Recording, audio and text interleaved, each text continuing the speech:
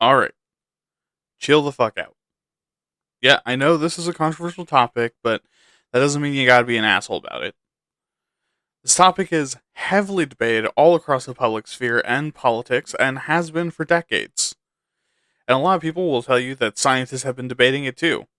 From no one understanding that climate change isn't global warming to global warming being its own can of worms to the massive web of corruption, making sure that we don't do anything about it, to all of the industries that pollute our world. We're going to talk about climate change. All on this episode of Why Aren't You Talking About This?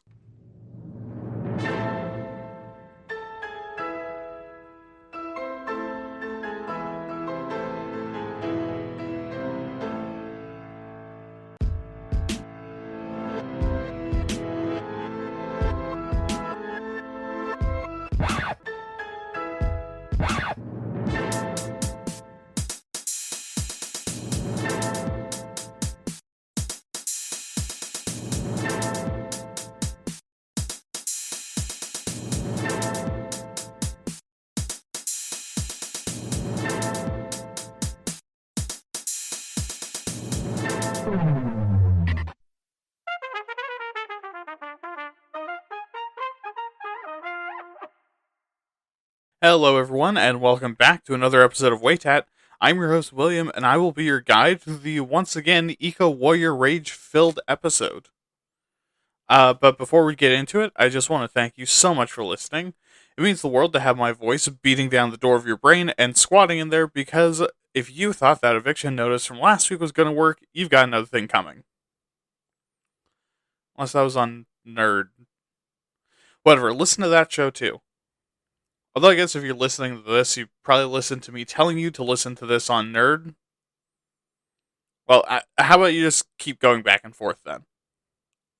And speaking of which, you can help grow my analytics and make the dopamine numbers and pipe dream vision of this being my full-time job grow by not only continuing to stream and download the show, but also by giving me a follow.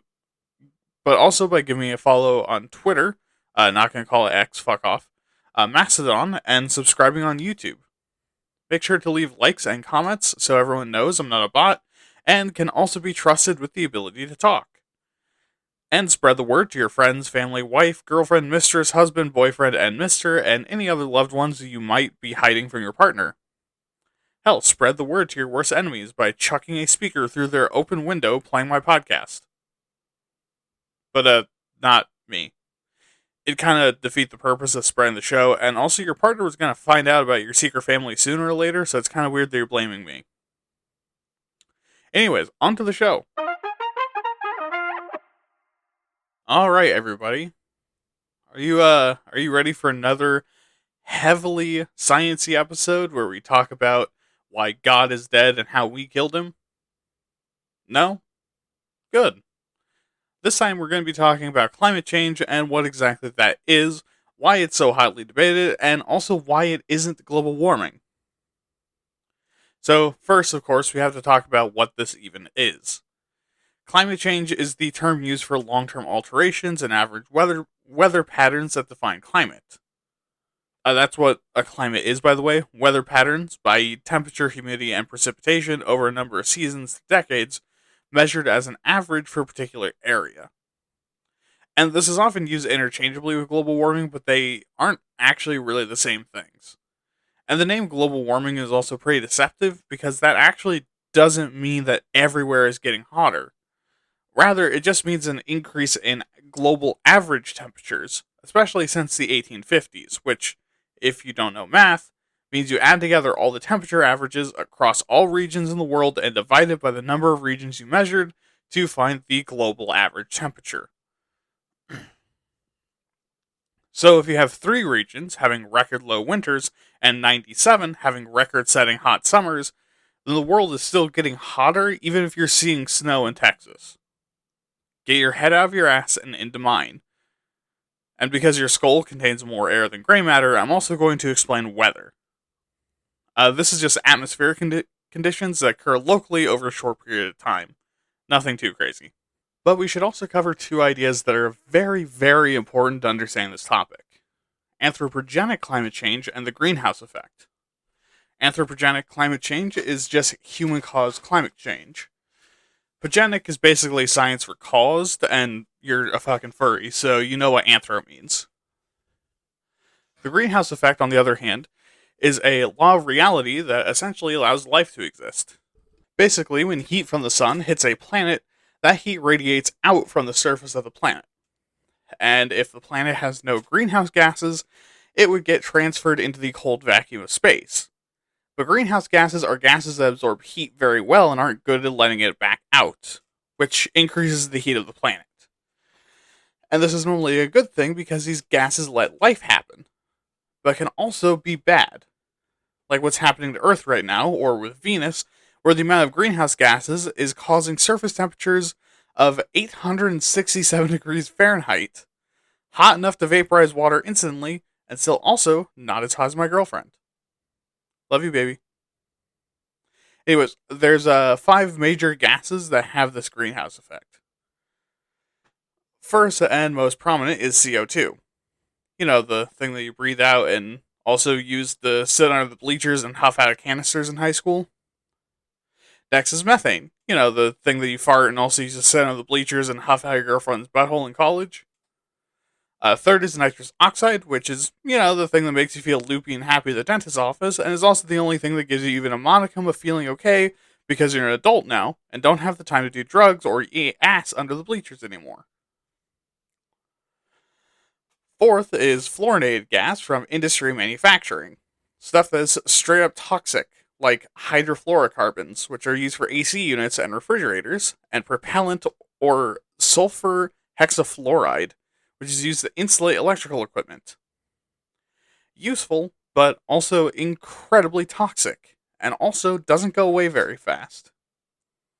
And then finally, and most deadly of all, water vapor. Yeah, water vapor is a greenhouse gas.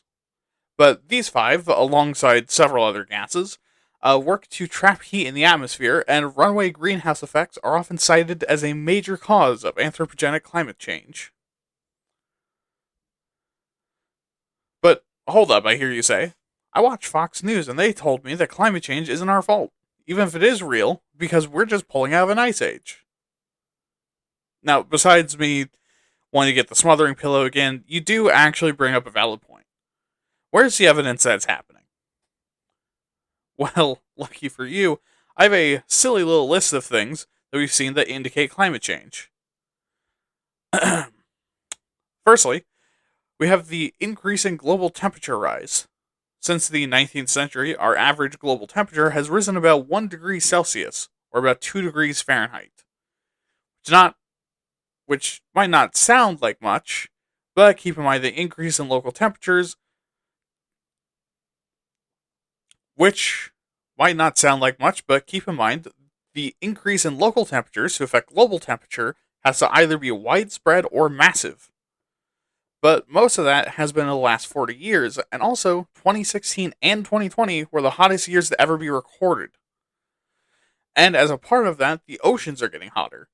The top 100 meters, about 300 feet, of the ocean have increased a third of a degree Celsius since 1969, which again is a global average, and while it's not as hot as the land, that is still pretty substantial for water. But if that doesn't convince you, you know what might?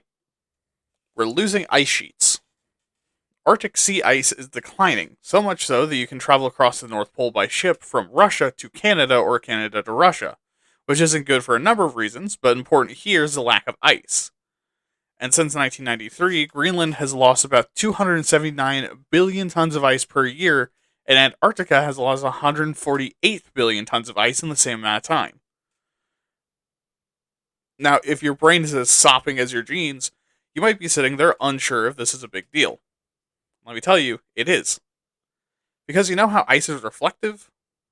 Yeah, that's very important for that greenhouse effect we were talking about. Because a lot of the sun's heat comes to us in the form of light. So having these 2 massive fuck-off pieces of ice protected us from getting hotter. And now that the ice is melting, less and less of it is protecting our susceptible Urusi from that massive 150 kilometer long sun schlong. which is the same for snow coverage, which is decreasing steadily every year and sticks around for a shorter amount of time, which does the same thing as reduced ice at the poles. Added to that, glaciers across the world are retreating, aka melting, causing the same issues. The other reason why losing this ice is very important is because in the last 100 years, sea levels have risen about 20 centimeters. And in the last 2 decades, that's both doubled and accelerates every year. And do you know where that ice is coming from? Yep, that's right. These ice sheets that we're losing. Now, 20 centimeters might not sound like much, which I do gotta say is brave come from a man who's 2 centimeters on a good day. But keep in mind that New Orleans is about 7 feet below sea level, and 20 centimeters is quickly approaching 1 full foot. Meaning that if this continues at this rate, we might lose New Orleans conservatively by 2030. Oh, also our oceans are becoming a lot more acidic, around 30% more acidic since the 1850s, and in recent decades has absorbed 7.2 to 10.8 billion metric tons of carbon dioxide, creating both bicarbonate and also carbonic acid, which eats away at things like calcium, which kills reefs and the shells of mollusks, which guess we've been noticing less of. Exactly. Reefs and mollusks. Almost like all of this is true and things that are observable in the environment. And of course, finally, we have more extreme weather. I'm going to say, if you haven't noticed this one, I need you to do 2 things for me. First, stop being stupid. Second, touch grass. Everywhere in the world is having more extreme and frequent forms of weather patterns. Basically constantly. Like up here in the Pacific Northwest where I'm at, it floods basically every year. It rains like 3/4 of the year, and the last quarter is the driest fucking drought you can imagine. Oh, and also everything is on fire. Or like in the Midwest, they've been getting more extreme blizzards, colder winters, and tornadoes have been expanding northward for decades. Okay, so if that's enough evidence for you, we should also look at some causes. Because yes, there are natural causes, but you're going to see why those aren't really at fault for like the current signs that we have. Beginning with volcanic eruptions. Basically, when a volcano erupts, it not only releases a bunch of ash and particulate way fucking high in the air, but they also produce a shit fuck of CO2 and other greenhouse gases, which not only blocks out the sun, but increases the amount of greenhouse gas in the atmosphere, which can cause some weird effects, like reducing the temperature of a local area with high elevation ash clouds blocking out sunlight, while in other areas, and long term, increasing the global temperature because the amount of greenhouse gas that can sometimes take thousands of years to dissipate, which has happened before. However, to have the same effect that we're seeing today, we'd have to see a volcanic eruption every couple hours or have a couple titanic ones. Like if the Yellowstone supervolcano goes off, which, if it does, most of the US would be fucking dead before we heard the news. With that comforting thought, also fluctuations in solar radiation can cause heat change. Sunspots, which are bunches of more intense heat on the sun's surface, can cause heat fluctuations. Every 11 years, the number of sunspots on the sun changes. With the more sunspots, the more temperature, and the fewer, the cooler. Just about half a degree Celsius each. So, not like a significant amount. And usually the amount of fluctuation between years is relatively random, and the temperature charts have only been rising, not jumping around randomly or rising and falling. Tectonic plate movement will also affect the temperature of the planet. As land masses shift, then the flow of air and sea changes as dirt gets in the way of how much it was moving before, which changes the direction and intensity of heat distribution. And in addition, since the oceans can absorb more heat than the land can, meaning that if you have a higher surface area of ocean in places that absorb more sunlight, like the equator, then global temperatures will be cooler than if it's land. Related to this would be the El Nino Southern Oscillation, which is a massive tropical storm from the Pacific Ocean that blows into South America every about 3 to 10 years, caused by a shift in the southeast trade wind, allowing warm, hot air to flow to South America, which also increases global temperatures. But again, not by a whole lot. And finally, we have orbital changes. Just about every 100,000 years, Earth's orbit changes shape. Every 41,000 years, the axis changes its tilt, and every 23,000 years, the wobble of its axis changes. And these changes alter ever so slightly where and how much intensity of solar radiation hits the planet. But if you haven't noticed, all of these take a very long time, are very noticeable, or are very small. And none of them cause an exponentially massive change like what we're seeing now. So let's talk about the real reasons why this is happening. Or in other words, why it's our fault. And the first reason is transportation. Our cars, trucks, ships, planes, and all the other vehicles we use cause a fuckload of greenhouse gases. And this represents 27% of all our emissions globally, and in the US specifically, our number one cause of emissions are cars with 4.6 tons of emissions each. But as far as percentages go, trucks produce more at 23% of all greenhouse emissions. Second is the process of generating electricity, which also produces a ton of greenhouse gases. About 25% of all greenhouse emissions and 60% of the power in the US comes from a form of power generation that produces greenhouse gases. Which you'd know if you listened to the renewable energy episode. You fuck. Anyways, the third reason why it's our fault is our industrial output. In the US, 24% of all greenhouse gases are produced by industry. And it's not like it's in things that we can really stop producing, because some of the worst offenders are base elements and cleaners, iron and steel, cement and concrete, aluminum, glass and paper. Yeah, just all the things that we constantly and incessantly use. But just in case you thought that agriculture wasn't going to catch some strays, they're also a fucking asshole, because the use of chemical fertilizers, dangerous crop management practices that absolutely prolapse the soil's boy pussy and causes generations of infertility, and the industrialization of livestock that produces a fuckload of animal shit, farts, exhalations, and salty, salty tears, the agricultural industry produces massive amounts, if not only, greenhouse gases, but also contributes to climate change by fucking up the entire biosphere of the region and contaminating the planet. Oil and gas obviously also contribute heavily to climate change and greenhouse emissions, because every step of the process, from collecting to refining to consuming the oil and gasoline, causes pollution and greenhouse emission. And the structures we use for collecting them tends to disrupt shit. Yeah, like the pipelines that sometimes stretch for miles that occasionally need massive deforestation, swamp draining, or river filling to accomplish. Like, you think that that doesn't affect the climate? But speaking of structures, even our buildings can cause climate change. Firstly, because cities and buildings are massive heat sinks, being made up of material like cement, glass, metal, and concrete that absorb heat, combined with usually being in colors that also absorb heat, like the black asphalt that all of our roads are made of, and the pitch of suburban roofs, or the gray of rooftops. Cities and urban areas create massive pockets of high temperature, which, as you might imagine, affects all that very delicate heat distribution that affects climate.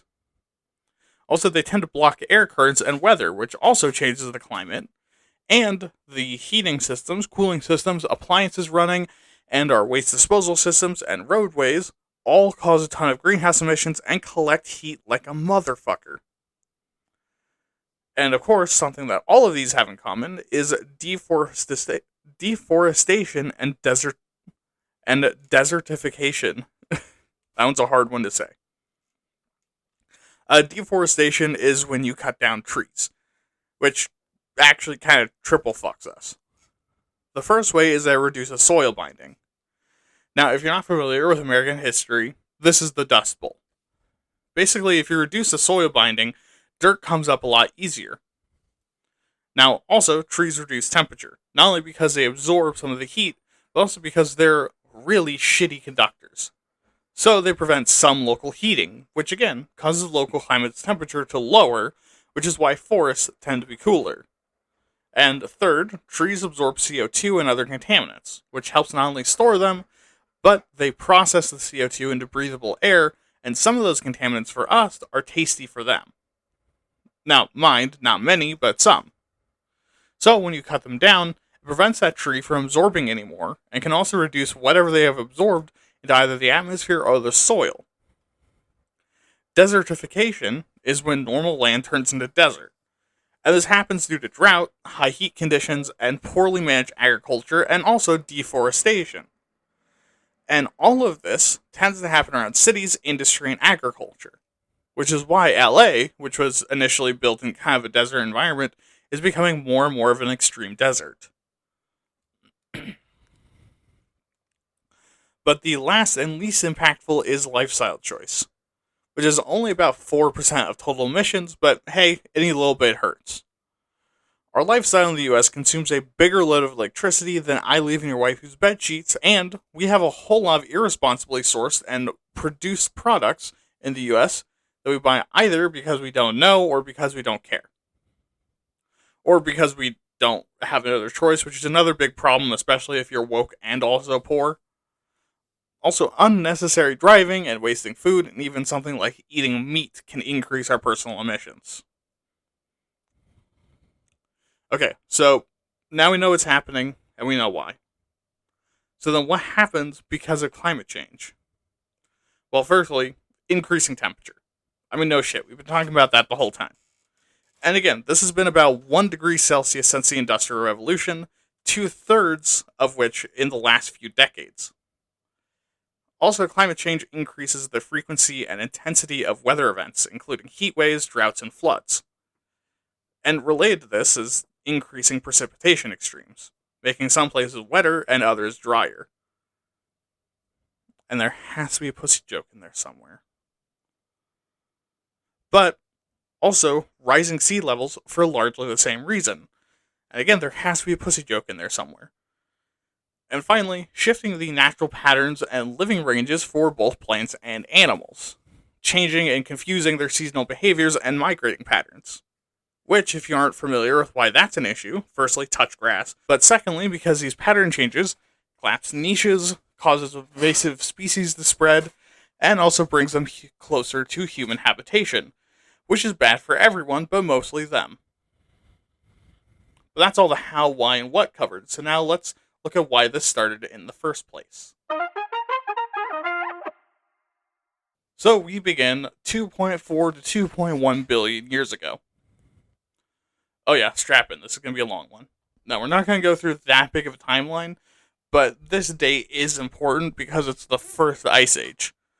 The Huronian Ice Age. This was when the entire planet was covered in ice and snow due to high levels of oxygen.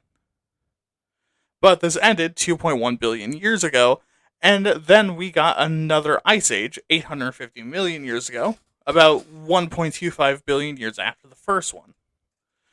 The Cryogenian Ice Age also occurred because of high levels of oxygen and low levels of CO2, but also because of volcanic activity combined with the breaking up of the supercontinent Rhodina. And this lasted until 635 million years ago, including the period around 770 million years ago that we call Snowball Earth. And granted, all of this is also highly speculative as far as causes go. We know it happened from sedimentary ice and fossil records, but not the exact cause. We then have a third ice age, the Andean-Saharan Ice Age, from 460 to 430 million years ago, lasting much less than any other so far. Fourth was the Karoo Ice Age, 360 to 260 million years ago, where the evolution of land plants causes a massive worldwide plummet in temperature. Yeah, you heard that right. We hit our fourth of 5 ice ages when plants evolved, and we're still in the middle of our most recent one. Well, I mean, should be at least. Anyways, 305 million years ago, during this ice age, we actually have the Carboniferous period, which caused the planet to begin to pull out the Karoo like I can't pull out the pussy. And this is because of a buildup of greenhouse gases caused by the generally swampy, heavily forested conditions across the planet. This eventually caused the planet to warm, dry, and become more seasonally fluctuating, which would then allow for the rise of the dinosaurs. 120 million years ago is also one of our best pieces of evidence for natural climate change was still alive. The shells of foraminifera dredged up from ocean core samples. Their chemical composition shows us the difference of water temperature and chemical availability at the time, which is in this for two reasons. One, science is cool, and I think that's pretty fucking neat, but also to bash that one idiot that thinks that climate change is made up or is entirely our fault around the head and face. Modern climate change is certainly our fault, and climate change is absolutely real, but that doesn't mean that all climate change ever is our fault. Don't be dumb. Anyways, using that data, we also discovered that 90 million years ago was the warmest that the ocean had been for the past 150 million years. Meaning from 150 million years ago to the present. And while we don't exactly know why, the leading theory is a super greenhouse period where we had so much fucking earth stank that we heated up the water to a whole 86 degrees Fahrenheit, compared to the modern average of like 60. Which is insanely high. That is almost bathwater temperature. Or so I've heard. I prefer showers. Tall, fat, and bathtub don't mix. 66 million years ago is when we entered the Cretaceous Paleogene extinction, which is that funky cool time where God looked down at Earth playing with its dinosaur toys and getting real silly with it and said, "Nah, you don't get to have fun," and hucked an asteroid into the planet so goddamn hard that it forced the planet into an impact winter and dropped the temperature a fuckload. So much so that 10 million years later, the Earth started picking up the pieces during the Paleocene-Eocene thermal maximum. The planet warming somewhere between 9 and 14.4 degrees that didn't turn the planet into the biggest, messiest soup boiler ever. Also, for the temperature to rise that much in 10,000 years is fucking insane with how fast that is.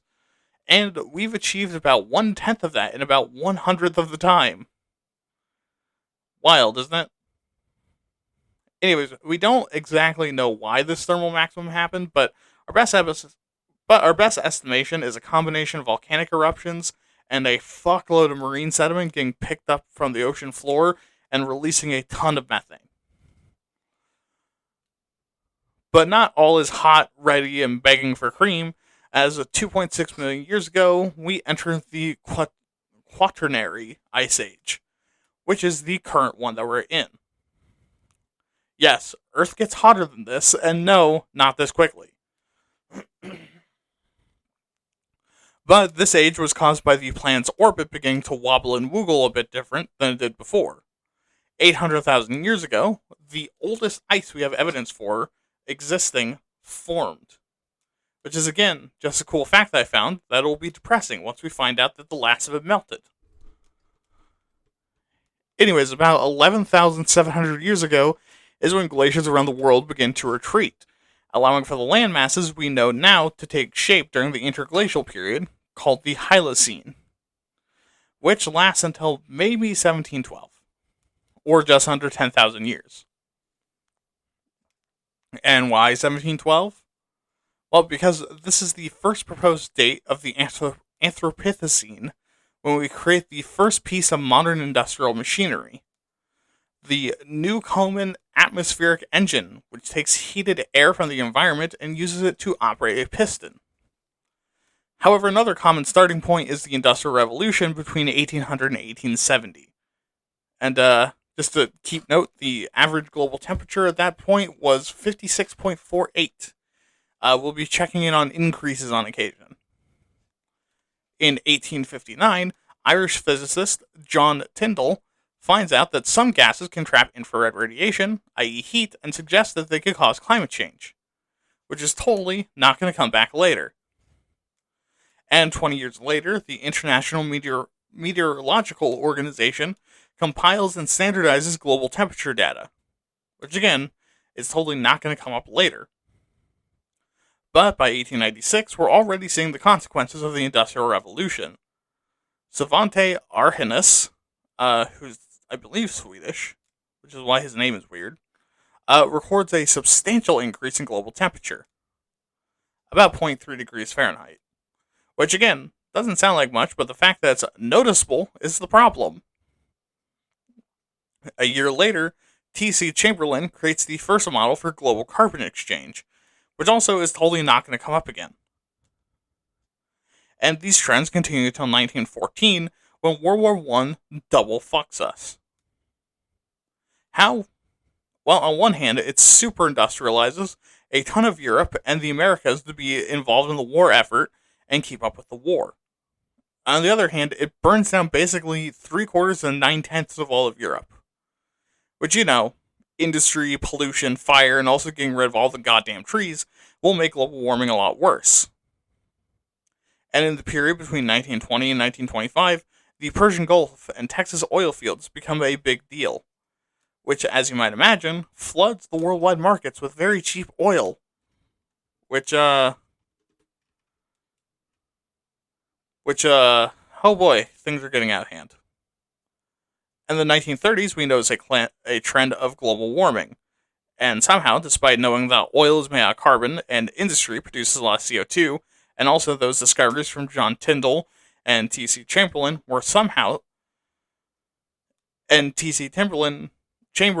we somehow suspect nothing is happening. Until 1938, when Guy Stewart Callendar suggests, hey, what's probably causing it to get hotter? The giant motherfucking smokestacks diarrheaing out CO2 and smog 24/7. And he turned out to be right. Oh, also the global average temperature had increased by another 0.3 degrees Fahrenheit, which, again, none of us saw as an issue.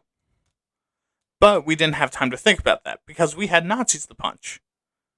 And forests to burn, cities to burn down, civilians to light on fire, tanks to mass produce, and heavy metals to mine. Yeah, World War II did the same thing to the environment that World War I did. Fucked the entire thing. But hey, to be fair, I'm not going to be one of those crazy environmentalists that say that's the worst part of the war. It's just yet another consequence of one dude in 1914 choosing to shoot a head of state instead of eat a sandwich. Wild, isn't it? Anyways, after the war, we start to understand climate change more and more as world powers begin to invest heavily in science. Like the U.S. Office of Naval Research essentially signing a blank check in 1945 to the field of science as a whole for the low cost of, please, for the love of God, anything we can use to kill the Russians. And it turns out we could use climate change. Eventually, it'd be really slow. 10 years later, probably because of this behavior, we have the first computer model of the world's atmosphere, created by Norman Phillips, which I cannot describe to you how impressive that is. We often say that the moon landing was done with the computing power of a potato, but this is far more impressive. This man created an accurate analytical model of our entire planet's atmosphere, not just before the internet, but a full 14 years before we used America's second favorite carb to send men to the goddamn moon. Granted, this computer was probably the size of all 6 of my Lambos and your mother, but still. The next year, the dynamic duo of William L. Dond and Maurice Ewing, I'm sorry, I don't know how to pronounce that, creates a model for why the climate is changing so quickly compared to the research on previous epochs. And guess what they found? Yep, it's our fault. But no time for that, because in 1957 and 1958, we're fully invested in the space race. Which actually brings some attention to climate studies, and we realize that, seems like we're making too much carbon dioxide and our planet can't handle it. Also, at the time, there was a belief that, it'd all be fine because the oceans could absorb it all, which would have caused us to have an ocean made out of carbonic fucking acid, but that was disproven as well. That we have too much CO2 for the fucking ocean. And at that point, we probably should have realized that we were fucked, but somehow we didn't. Instead, we started to lose focus as the 1960s come around, and the global temperature fucking nosedives despite a rise in CO2. Which is weird. In 1965, there's an international meeting in Boulder, Colorado to discuss this weirdness and other weirdness, and some people at the meeting say that's because the climate is just chaotic and random, while others say that's our fault. And if you can tell from our breakdown of how El Nino in South America affects the entire planet's climate and drops the global average temperature, the climate is in fact not random. And this meeting tends to agree. And it's no surprise that a few years later, the International Global Atmospheric Research Program is established to record climatological information and predict weather patterns. Which they do get a lot of data that actually establishes a lot of what we know about climatology today. And by 1970, environmentalism is such an active faction on the world stage and the US that we have our first Earth Day in 1970, and the US National Ocean and Atmospheric Administration, NOAA, begins to lead the charge on funding climate research. However, in the same year, we notice that, those aerosols we keep using have really been fucking up the atmosphere. And the ozone layer specifically, well, whatever, that'll fix itself. Not getting the memo that everything's supposed to be chill now because we named a day after Earth, the scientific community freaks the fuck out a year after that, and they start doing the math and realize mouth-fucking Mother Earth is probably not a good thing to do. These alarm bells largely go unheeded, even as droughts across the major food producers in Ukraine, Africa, and India cause a global food shortage that threatens to take the cheeseburgers out of our fat American gobs. And this gets our attention for long enough to notice that all of those aerosol cans and airplane exhaust pipes we've been pointing directly at the ozone layer have been actively destroying it. And at the same time, recognize a big reason why the world is on fucking fire is because of a combination of CO2, methane, and massive deforestation across the entire planet to tear down paradises and put up parking lots. Basically, it's like the Donald Glover meme of him walking into the room on fire with pizza, but if he had been there the whole time eating the pizza and just not paying attention. And in 1977, climate change is recognized as the chief risk to all human life and our existence as a species. So, in 1978, in an effort to address that, we in the US try to organize international coordinated climate research to save our species, which gets shot down by the National Climate Program Act, which was basically America slapping its cock on the table, giving a good smack across the broadside, and telling the world to suck it or we'll burn the entire place down. Yes, America killed an attempt to save the human race because we wanted to be the ones that made the plan. But of course, we aren't done telling the planet to keep sucking and get the balls too, because in 1981, Ronald goddamn motherfucking Reagan, voted the uncle you should leave your kids with the least, decides to take environmentalism behind the woodshed and say it's leftist hippy-dippy bullshit, which links conservatives to climate change denial for basically ever. Also, 1981 was the hottest year on record at the time, with a global average temperature of about 64 degrees Fahrenheit. But don't worry, we have a solution. Sulfate aerosols. Because we believed that would cool the climate. And hey, hope rises. And immediately falls as the ozone layer burst the fuck open in 1985 over Antarctica, which is very bad because ozone absorbs UV radiation, the primary cause of skin cancer from the sun. Fucking cool. But luckily, the Global Climate Coalition comes to the rescue in 1989. With membership including American Electric Power, American Iron and Steel Institute, Amoco, Arco, BP, Chemical Manufacturers Association, Chevron, Daimler Chrysler, Dow Chemicals, DuPont, Enron, ExxonMobil, Ford Motors, General Motors, Shell, and Texaco. Yes, this was a climate denial group.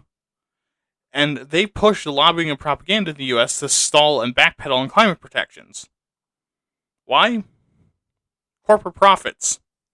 Which is why I'm in favor of taking karma into our own hands and pumping crude oil directly into their corporate offices, turning out all the lights, and giving them a single match to find their way out.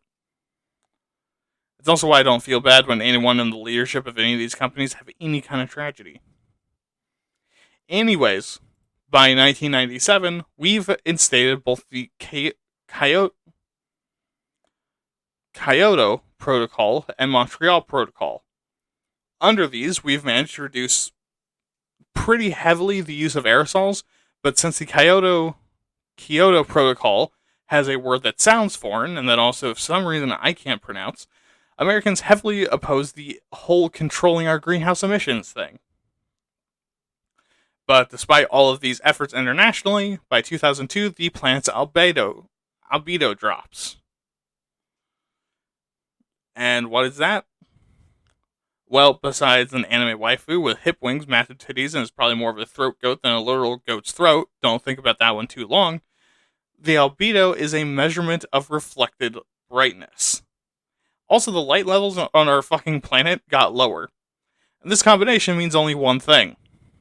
We polluted the planet to the point where light is getting fucking stuck in the atmosphere. We fucked up our own planet so hard that we've done a thing that scientists didn't think could happen before that point. And to cap it all off, before we get too depressed, in 2005, the Kyoto Treaty is created and signed by every major industrial power. Except one. And no, not Russia or China or some other unknown super polluter. No, the United Goddamn States of fucking America. And Jesus Christ. Alright, let's go to the current. Alright, so now that we're good and depressed, let's take that energy and put it into being blindingly enraged. Because that's a healthy response and definitely not just coping with being entirely powerless. So let's talk about the world scale first. The gas most produced worldwide is carbon dioxide at 76% of all emissions. Which shouldn't be surprising considering that it's a pretty easy compound to make and is one of the direct results of one of our first inventions. Controlled fire. Second is methane at 16%, which again makes sense. It's fart gas and the amount that livestock puts off alone is horrific. Not to mention you. You specifically. Third is nitrous oxide at 6%, and finally is fluorinated gas at 2%. Which, again, makes sense. These are both rarer compounds to create in manufacturing, and are usually at least a little bit frowned upon. And the sectors causing this greenhouse production is, first, electric and heating production at 25%. Which means that yes, if our power grids worldwide went green, we'd cut about a quarter of all emissions instantly. Which is neat, but we'd also have a whole episode on why that is a fucking nightmare. Second is our emissions from agriculture and land usage, including forestry and landfills at 24%.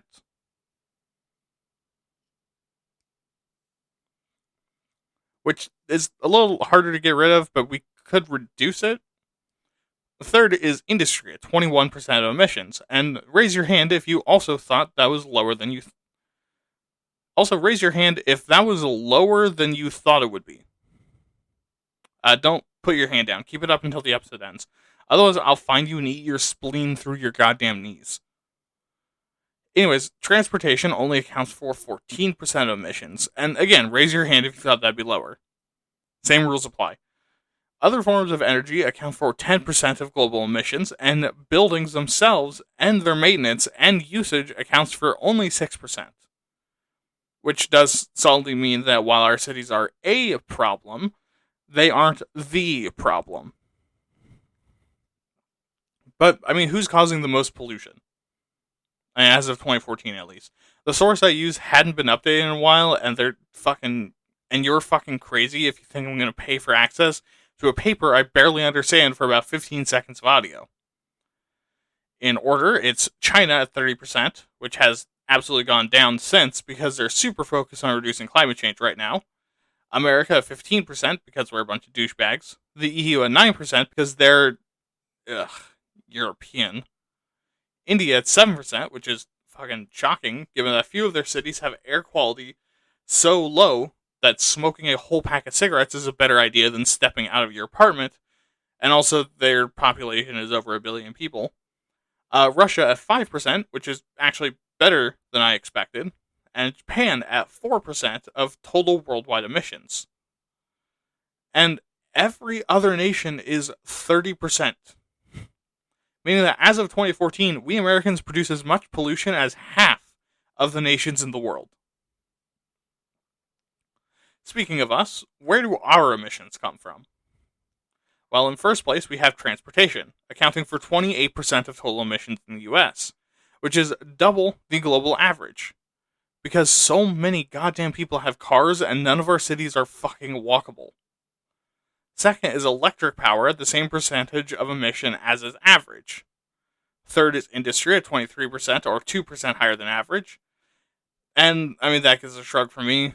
We're industrialized, that's expected.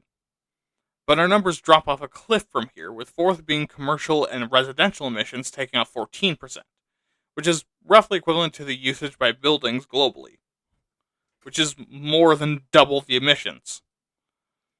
And why is that? No fucking clue. I've never lived anywhere but the US. And finally is our agriculture at 10% of emissions, which is actually 14% lower than global average. But it's also because we ship a lot of food. However, these numbers don't take something very important into account. The end usage of electricity. Because sure, generating power makes up a quarter of our pollution, but it's not like we can just stop using oil.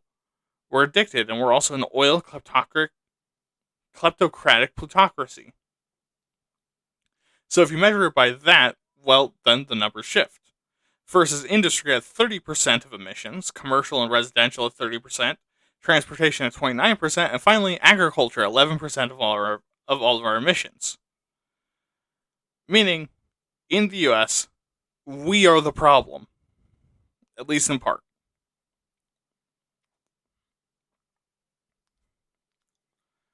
But what's the true effect of the individual? Well, worldwide, the average person produces about 4 tons of CO2 a year, which is actually a quarter of if you live in the US. The average American produces 16 tons apiece. Which, sure, if you want to feel guilty about, go ahead.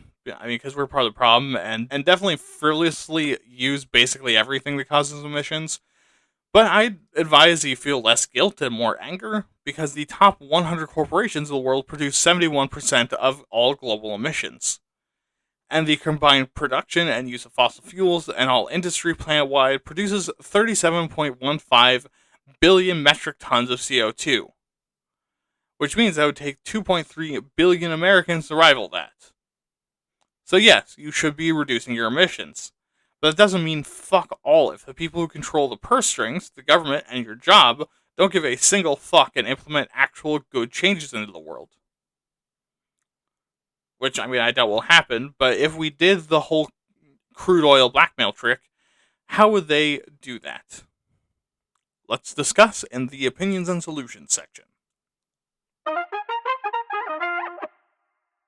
And we have some actual solutions this time. Alright, so let's break it down based on greenhouse emissions by sector. Beginning with electric power, because we've talked about it before.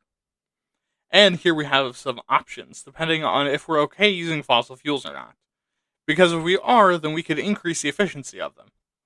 By using both cleaner and more energy-dense ones, like natural gas instead of oil, and also using better materials for the heat exchange and more modern designs for power plants, we can use less for the same or greater effect.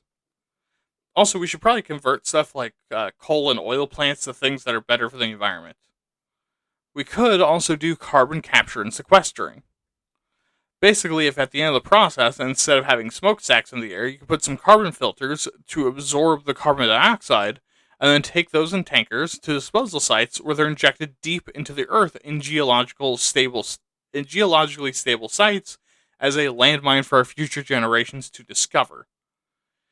If that isn't your cup of tea, however, you could always follow the advice we had in the renewables episode. The thing about switching to renewable energy. Or if you really like having unmanageable waste products, we could always do nuclear. And regardless, we also need to increase end-use efficiency, which is making electricity usage and demand a lot lower. And there's a whole lot of tech ways we could do this, but seriously, business owners and industrialists that totally watch this, shut your goddamn lights off and stop hogging electricity. It's actually a major problem, and you're a big part of it. For transportation, the biggest thing we can do is switch to new fuel sources that produce less CO2, like hydrogen, electric, natural gas, biofuel. Hell, one of my friends even used to talk about trying a steam engine, a steam pressure engine. Of course, the downside to things like hydrogen, natural gas, and steam pressure is that impacts are disastrous. And also with like electric vehicles, them catching on fire is also a lot worse.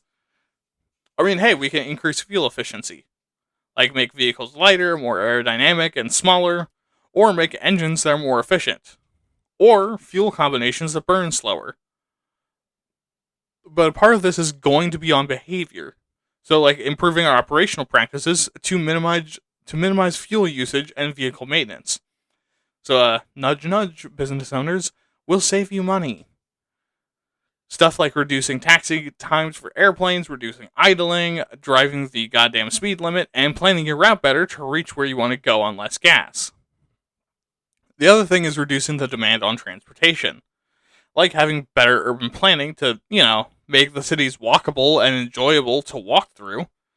Things like mixed zoning laws and bigger sidewalks and bike lanes with smaller roads. And also, while we're redesigning the American city, how about buses and subway systems that not only work well, but are on time and where the workers are treated well? You fuck. Public transportation will reduce vehicles on the road, but so will having cities you can easily get where you want to be on foot. Now for industry. Here, the big thing is going to be efficiency, which, luckily for those industrialists I know listen, this is good for your bottom line too, because it'll save you on power and fuel while also increasing production capacity. So, invest in industrial technologies to do that. Also, invest in fuel switching when possible, like with the power generation and your vehicles. Also, recycle as many of your materials as possible.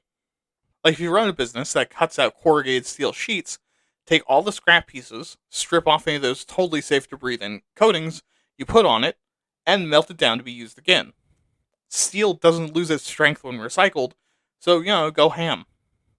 Or if you make windows, are you going to tell me that glass gets shittier the more times you run it through? No, glass is glass. If an employee drops a window, just send it through again. Also, implementing trainings on efficiency and emission leaks, and also let an expert educate you and your company on it. You fuck. For residences and businesses, there's a few breakdowns here. For homes and commercial structures, you can reduce energy usage by having better insulation and enveloping, like not building the entire fucking thing out of drywall, and unplugging things that aren't in use.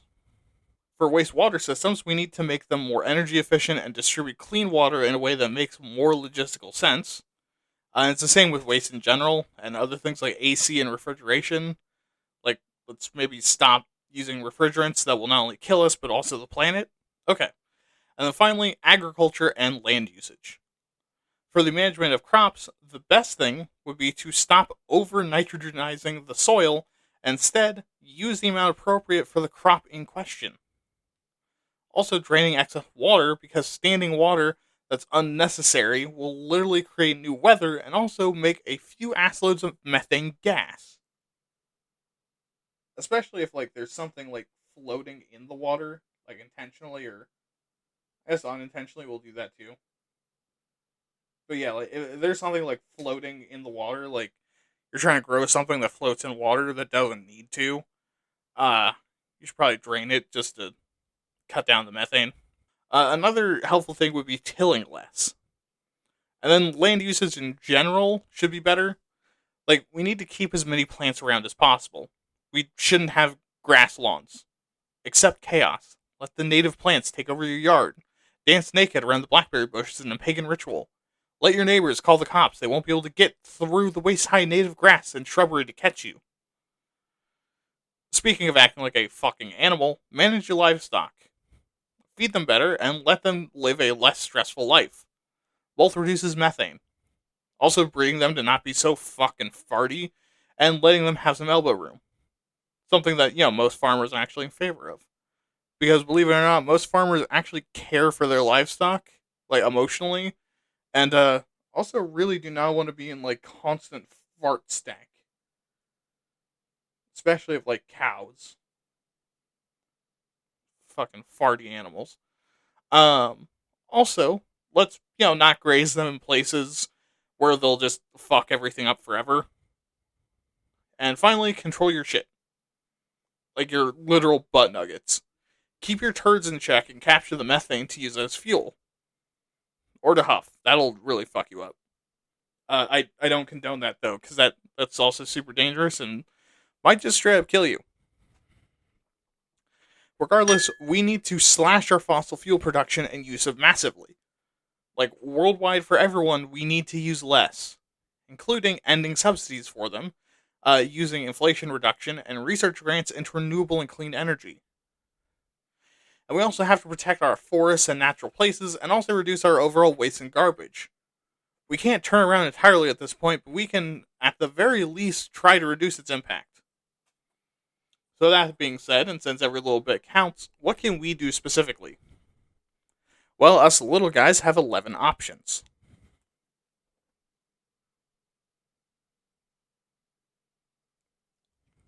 First, speak up.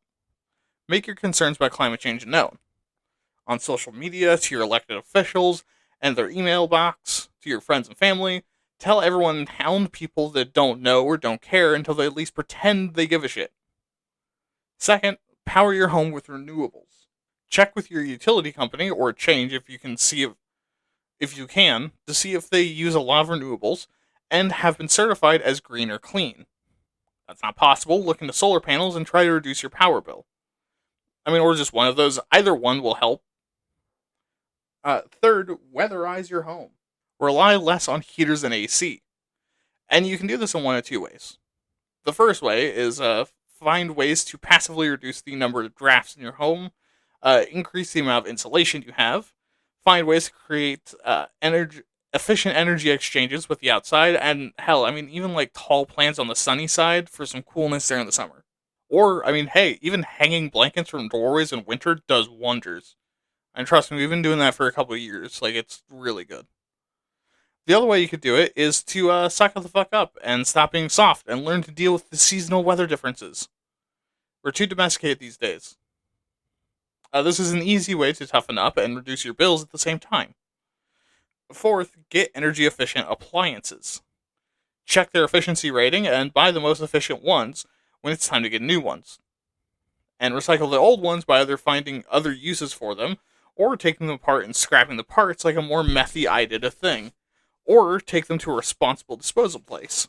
Or, fuck man, get a few extra bucks from it and sell it to a guy that's extra handy who just so happens to need a broken fridge from 1974 to fix his home thermonuclear reactor.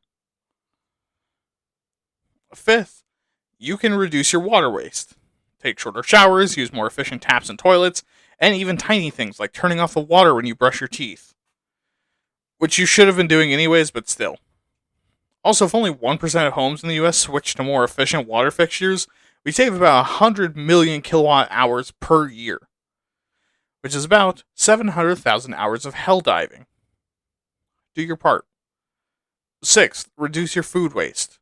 We have a whole episode on this. Go listen to that one for more info. Seventh, buy more efficient light bulbs. And eighth, pull the plugs. Not on grandma, but on appliances and outlets you aren't using. The average home has 65 devices drawing power from their outlets, which is an idle load that absorbs power from the top 50 power plants in the US. Unplug stuff when you're not using them, and if that's inconvenient or impossible, make sure stuff is on the lowest level of auto sleep when not in use. Ninth, drive more fuel efficient vehicle and do regular maintenance. Like with hybrids or fully electric cars, you'd save an average of 54.5 miles to the gallon. which is saving a lot of money in fuel.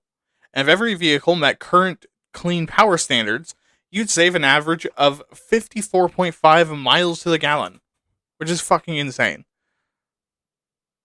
Like, if my car was running by those standards, I get an extra 708.5 miles to the tank, bringing my SUV up to 1,060 miles a tank. But instead, you should try walking more, because number 10 is walk when possible. It's good for you, gets you outside, and face to face with other issues facing our world, lets you explore, and also is something that not only slashes carbon emissions, but gets your brain working. Because the human brain is meant to be in motion. Also, rethink taking a plane. Trains are a lot more fun.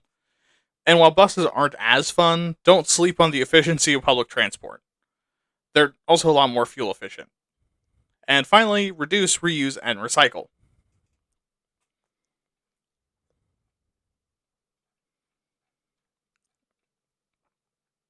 But with all those solutions, let's talk about some dumb American opinions to figure out why we can't have nice things.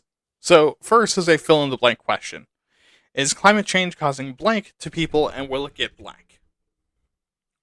The first blank can be filled in with the amount of harm, and the second is if it will get better or worse. 43% of people believe climate change will cause a great deal of harm, and 63% think it'll continue to get worse. Which is surprising that the majority aren't a bunch of stupid, idiot dum-dums. 28% think it'll cause some harm, while another 20% says it'll cause a little to no harm. And there's the dummies. 33% also think things will continue to be the same, and only 3% thinks will get any better, which I honestly, that's kind of fair. And when you ask some Americans how much they'll have to sacrifice, we find that 48% of them think it'll be something minor, and only 23% think it'll be something major. However, we still have dummies because 28% say they won't have to at all. Now, this excludes climate change deniers, obviously. Interestingly, but not surprisingly, these proportions change with age group, with 85% of the 18 to 29-year-old bracket feeling like they'll need to give something up, while 37% of the 65 and older bracket don't think they have to give up anything. Which unfortunately is true. They're too old for any of this to affect them. They'll be dead by then. It's the youth that have to deal with consequences. Which is why as the demos get older, they think they'll have to give up less and less. Politics also changes this, with 46% of right thinking, with 46% of the right thinking they won't need to give anything up, and 54% of the left giving up minor things. Part of this, unfortunately, is probably due to fatigue. I mean, think, people have been bashed over the head with environmentalism since they were, maybe 5 or 6 years old? And while young people have taken to it, it makes sense that the older generations, who've been told that it's their fault for years, would be numb. And we can see how climate news makes people feel. I mean, 70% of people feel sad about the climate, another 53% feel anxious. And while 50% are motivated to do something about it, only 38% feel any kind of optimism. And 44% are confused by the sheer breadth of information available, much less the intentional muddling done by people with ulterior motives. 79% hate that this is political, while 53% of Americans are suspicious of the people pushing for climate action, and 33% are annoyed at the amount of attention it gets. And all these emotions mean that Americans aren't really doing anything because, at best, only the optimistic or motivated ones, and the ones that hate the politics, have really much hope of even trying to do something. But most people still believe that there will be a lot of environmental harm still. 73% of people believe that plants and animals will go extinct. Not only that, but heat waves will cause a fuckload of deaths to 61%, and widespread droughts will dry out rivers for 54% of people, while rising sea levels will cause massive relocations among 58%. 55% of people also believe that machines will not be used to take CO2 out of the air, and 54% say the government won't modify weather to help, which also is absolutely a thing that we could do, but it's not really worth the effort because of all the logistics. However, on the more positive side, 57% believe We're going to transition to renewables, and also 65% believe we're going to majorly upgrade our infrastructure to withstand changing weather conditions. Which I think that which I think shows that we have a full understanding that we're killing the planet and don't really have hope that we'll do things that might actually help in favor of doing things that just stall full-on societal collapse. Which is kind of the road that we're on with this, by the way, before all of us die. But with all of that in mind, who do people think can help in this crisis? Well, the biggest, 71% of respondents, think the energy industry can. And 69%, nice, think that large business can. And this makes sense because both are primarily at fault for causing all of this shit in the first place, so they ought to be the ones to unfuck all of us. Meanwhile, 66% of people say that the feds can help, which again makes sense because they fucked us all. But also, they're supposed to have the power to do something, so maybe they should. And it's the same with cities. 69%, nice, of people say that they can do something too. Although this is a much lower percentage that see them as being able to do a whole lot, with 40% saying they can do a whole lot, compared to the 55% of the energy industry, 52% of large businesses, and 47% of the feds. Individuals, however, can't really do too much to 13% of people, and to 36%, we can do a little. Which I think shows that most people are at the very least a little bit aware that we're not going to save the environment by eating vegan, taking the bus, and recycling our plastics, when there are companies that are actively dumping billions of tons of CO2 directly into the atmosphere and millions of tons of chemicals into the oceans.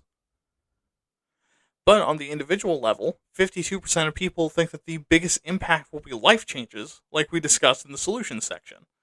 And 23% believe that the biggest positive impact is going to be new technologies.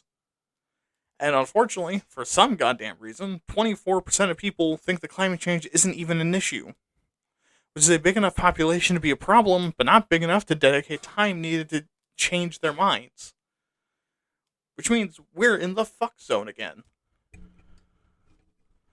And zooming out to the US's places on the rest of the world, 30% of people think that we do less than other nations, 32% think that we're doing the same amount, and 36% say that we're doing more.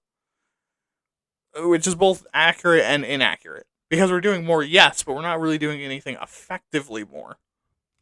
We're doing more work, but to less effort, but to less effect, because we refuse to do anything to address the people actually causing the issue.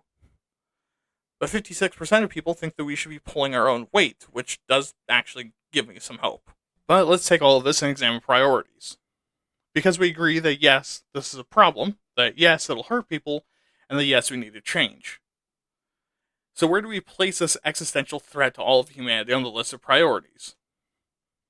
Well, not high. Only 37% of people on average put it at top priority.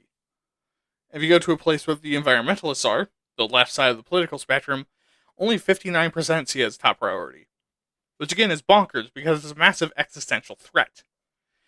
And even then, comparing how much people care to other years is dropping.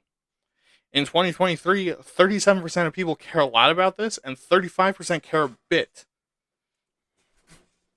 Compared to in 2018, 44% of people cared a whole lot, and 33% cared a bit. In 2016, 36 cared a lot, 38 cared a little. But more people don't care much or at all now, more than 2018 or 2016.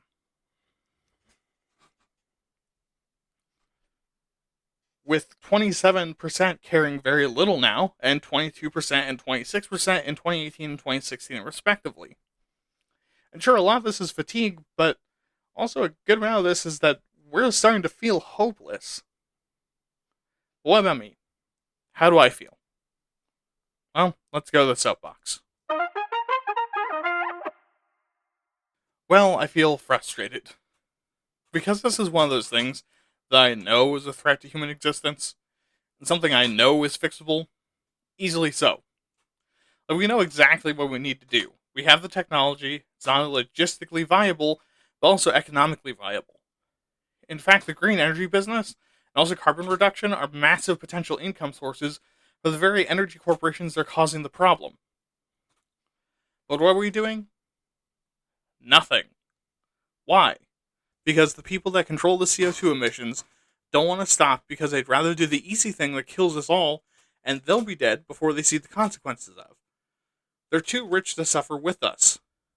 There's a common phrase that says, when the last tree is cut down, the last fish eaten, and the last stream poisoned, you will realize that you cannot eat money.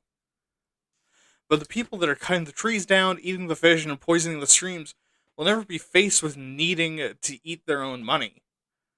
They can buy everything they need to survive, even something like a golden parachute off the entire fucking planet. We are fucked. They aren't. Which is why, for both legal and banned reasons, I don't advocate violence. But if it happens to them, I'm not going to sit here and pretend like that's a bad thing. The people who are causing climate change to be as big of an issue as it is will never see consequences otherwise. But the other thing is that it is indeed too late to turn back. We can't stop the climate change that's already happened. We've blown past the carbon cap to be able to contain the next series of events. So now, the best we can do is slow it down to the point that maybe someone in the future can fix it. And I know this is exhausting. With all the other shit going on, this is hard to focus on, but please don't lose sight. We will see humanity's last gasp, but we won't see it die. Our kids will. At this rate, at least. So maybe, just maybe, it's time to actually give a shit and make this a high priority. Oust the people that refuse to do anything about this and let whatever happens happen to the people who put their own self-interest and greed above the fate of the human species. But before I start advocating for violence, let's go to the conclusion. A bit more self-control than last time and other times I talk about rich people. But yeah, if I keep getting angry like that and telling you to kill rich people, I might actually get some phone calls from certain government agencies. Anyways, if you have opinions, advice on how to make the show better, how you think we can save the world, what super pollutants you're totally not going to force feed a BP exec, and really anything else you want to tell me, make sure to email me at waytatpods@gmail.com. That's WAYTATPODS@gmail.com. Remember to check out my other podcast, WAYTAT Nerd, where I do basically the same thing, but with nerd topics like fantasy, sci-fi, role-playing games, etc., where I hope you like the topics just as much. And also remember to follow me on Twitter or Mastodon at WAYTATPods for more episode announcements and some rants sometimes. Have a good night, don't murder, have fun, and remember, only you can prevent runaway CO2 emissions by blackmailing your choice of oil tyrant. This has been Why Are You Talking About This? I've been your host, William. Good night.